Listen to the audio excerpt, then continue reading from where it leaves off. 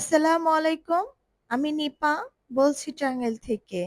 My daily life at home থেকে সবাইকে জানাই স্বাগতম। দূরে কাছে, দেশ এবং দেশের বাইরে থেকে যে যেখান থেকে আমার ভিডিওটি দেখছেন, আশা করি সবাই ভালো আছেন। আলহামদুলিল্লাহ, আমরাও সবাই ভালো আছি। অনেকদিন থাকা হলো বাবার বাড়ি।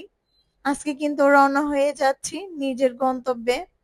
মা-বাবাকে ছেড়ে আসা যে কত কষ্ট, এটা হয়তো একটা মেয়েই ভালো জানে।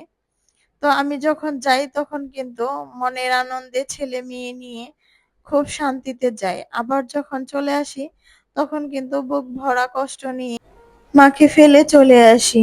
যেহেতু আমার মা অনেক অসুস্থ থাকে, সবসময়ই অসুখ তার লেগেই থাকে। এজন্য সবসময়ই কিন্তু মার জন্য অন্যরকম একটা টেনশন কাজ করে। যেহেতু আমার মা বাড়িতে কিন্তু একদমই একা থাকে, মনে হয় যে মার কখন কি হয়ে যাবে, হয়তো কেউ টেরও পাবে না। সবকিছুই আল্লাহর হাতে ছেড়ে দিয়েছি। আল্লাহ যা করে ভালোর জন্যই করে। তো আমরা সব সময় ফোন দিই, আমার বড় বোন, আমি, আমার আব্বাও কিন্তু বাজার থেকে মাকে কল দেয়, সে কি করে বা কেমন আছে। আমরাও কিন্তু খোঁজ খবর নিই। এটা ছিল হচ্ছে আমার পরের দিনের ভিডিও। আমার যে বাড়ির কাজ চলতেছে ওইখানে যাচ্ছিলাম। তো এই তো আমি কিন্তু চলে আসছি। বাড়ির কাজ কিন্তু অনেক দূরেই হয়ে গেছে। যেহেতু বাবার বাড়ি ছিলাম এই জন্য কিন্তু ঠিকঠাক মতো দেখতে পারিনি। তো এসে দেখি কিন্তু চারিদিকে কলম দাঁড়িয়ে গেছে। এখন মনে হচ্ছে যে এখানে একটা সুন্দর বাড়ি হবে। তো আমার ভিডিওটি যদি আপনাদের ভালো লেগে থাকে তাহলে অবশ্যই একটি লাইক দিয়ে আমার সাথেই থাকবেন। আর প্লিজ একটি সাবস্ক্রাইব করে সঙ্গেই থেকে যাবেন।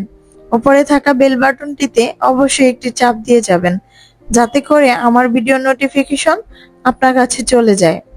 তো এখানে লোকজন কাজ করতেছিল, আজকে কিন্তু রাজমিস্ত্রি এরা আসেনি। তো হচ্ছে এখানে যে মাটির কাজ চলতেছিল, চারিপাশে মাটি ফেলতেছিল, ওনারাই কাজ করতেছিল, সাথে আমার শ্বশুর ছিল। এই বছর যে এত বৃষ্টি হলো, আমার এইটুকু জীবনে কিন্তু আমি এত বৃষ্টি হওয়া দেখিনি। তো যাই হোক, আমাদের বাড়ির কাজ কিন্তু অনেক দূরে চলে আসছে। ফ্লোরে আর হচ্ছে হাউজের ঢালাই হয়ে গেলে কিন্তু একদমই টেনশন মুক্ত হয়ে যাব। তো পুরোপুরি হয়তো হব না, কিন্তু মোটামুটি কিন্তু একটু টেনশন মুক্ত হয়ে যাব।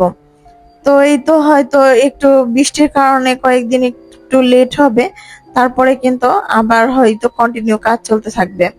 তো আমি যখন বাসায় ফিরতেছিলাম তখন কিন্তু প্রচুর বৃষ্টি ছিল। এই বৃষ্টির মধ্যে কিন্তু একদম ভিজে তারপরে কিন্তু বাসায় আসছি। কিছুই করার নেই, এত বৃষ্টি, বৃষ্টি তো আর আমরা থামাতে পারবো না, এটা তো হচ্ছে আল্লাহর রহমত হিসেবে নেমেছে। তো কিছুই করার নেই, বৃষ্টি মাথায় নিয়ে চলে আসছি। অটোতে কিন্তু আমরা মোট 4 জন ছিলাম।